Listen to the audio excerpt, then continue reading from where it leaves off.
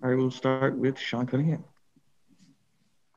Hey, what's up, Glenn? How you doing? Good, man. Good. I was just wondering about the way the team, excuse me, has responded just in this kind of wake of troubled games, kind of tough defense. Just how's the demeanor of the team as you guys try to look to bounce back? Yeah, I think the last two practices that we had, they were really good, really intense. Everybody brought it. Thought the energy was up, and we came with the focus. Knowing that we had to practice, knowing we had to get better at some things. I like the intensity that we had. So it's a little different because we hadn't had a lot of practice time. We were playing every other day. To get 2 days off, get some rest yesterday, get a good practice in today. I think it really helped. And watch a little bit of film and slow things down and kind of just had to focus up on a couple of things. So it was good overall. Go Matt George. Hey, Glenn. Doug Christie pointed out on a couple broadcasts, even in the games where you've given up 130 plus points, that there would be strong defensive possessions that would still result in a made bucket by your opponents, even with a hand in their face, and how demoralizing that can be from a team when you feel like you did all the work, but the shot still went in. Can you give us a little insight on how you overcome that while you're on the floor? Yeah, I think it's a next play mentality. Since I've been in the league, it seems like every year, offensively, the game is advancing. So, you kind of run back and get ready for offense, or try to forget that possession. But I think, the way that we have been trying to work on things defensively, we kind of got to lock in a little bit more on that defensive end, and kind of not let those possessions go, and know where our rotations need to come from, how we messed up, so that we don't keep making the same mistakes twice. I think that's our problem right now is we tend to make the same mistakes a couple times in a row against good teams, against any team in this league. Really, that'll hurt you. So just trying to learn and not make the same mistakes twice. Marshall Harris. Hey, not sure if you heard yet that Adam Silver made a statement talking about the vaccine today, and says that he wants to have players. There's been discussions, I should say, of players receiving the COVID-19 vaccine so that they can influence the public regarding the safety and effectiveness, especially in the African American community. What are your thoughts on just the vaccine? How have you and your teammates maybe discussed that? And do you see there being a real issue with people being willing to take the vaccine, not just in general, but as NBA players? Yeah, I literally just walked out of practice and seen that. I guess that's something that Adam has said. And I mean, going back to the bubble, I think when everything first happened and went down in the bubble, we kind of trusted the league to take the right precautions and right steps to make sure that we were safe. I think at the same time, the league did a good job of communicating with the NBPA to make sure that the players who did want to go to the bubble, we went and we were safe.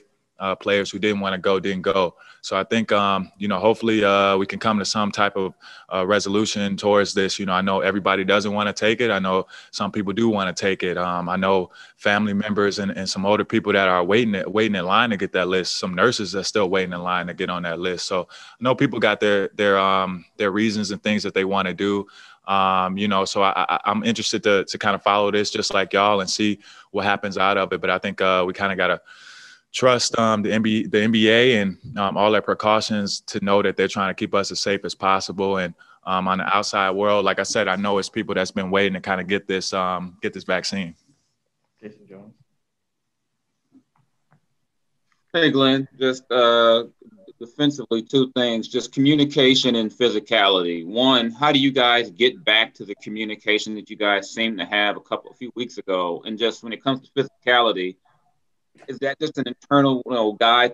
Each guy has to say, you know what, I'm going to physically accept the challenge. When a guy like a Zion's coming in the paint, I may get hit, it may hurt, but I got to do this if we're all going to eventually get better. Yeah, I think it's both.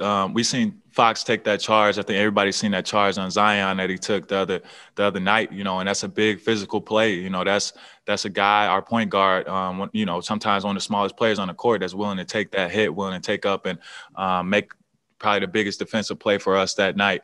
And that's big for us. That's big as our leader for us to see, so that if he's doing it, there's no excuse for everyone else not to do it. And I think, one of the biggest things for me and for everybody on the team is we got to continue to have fun with this. I heard Ty talking a little bit about it before I stepped in the media, but Ty is a big player on having fun. He'll pass the ball if we run hard and we're open. I think we do a good job of sharing the ball and getting assists when we do have those opportunities. And at the end of the day, we all are friends. We all real cool in that locker room. And, I told the guys the other day, you don't often get a chance to play on a team like this where everybody's cool, where everyone wants to see each other succeed, and we have to get back to having a little bit of fun like we did the first, 6 games, 4 to 6 games. And I think that, once we get back to that basketball and having fun and keeping it genuine and doing our jobs, I think it can make things a little bit easier for us.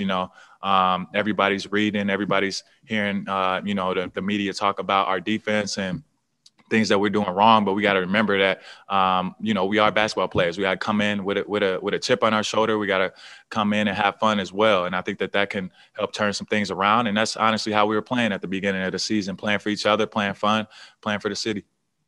Are there any other questions for Glenn before we get out? Matt George.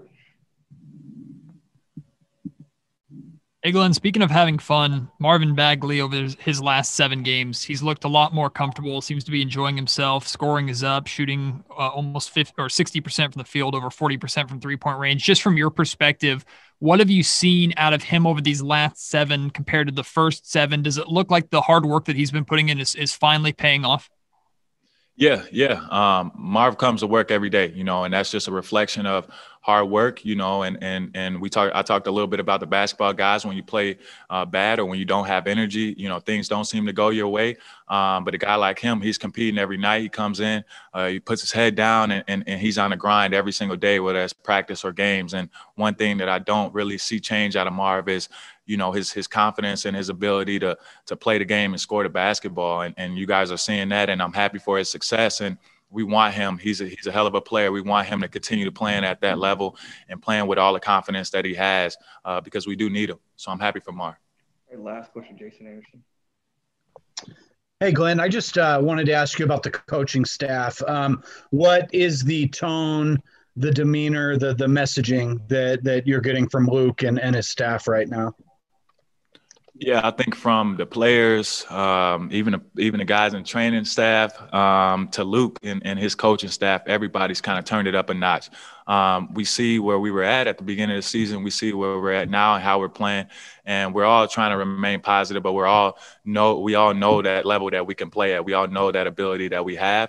So I think everybody's kind of stepping it up and just holding each other accountable. And everybody wants to turn it up another notch for themselves and to help the team. So I'm excited to see where we keep going from this, take this road game and go into it and have some fun and play hard. At the same time, like I said, everybody's just taking it up a notch, and we know that level that basketball that we want to play.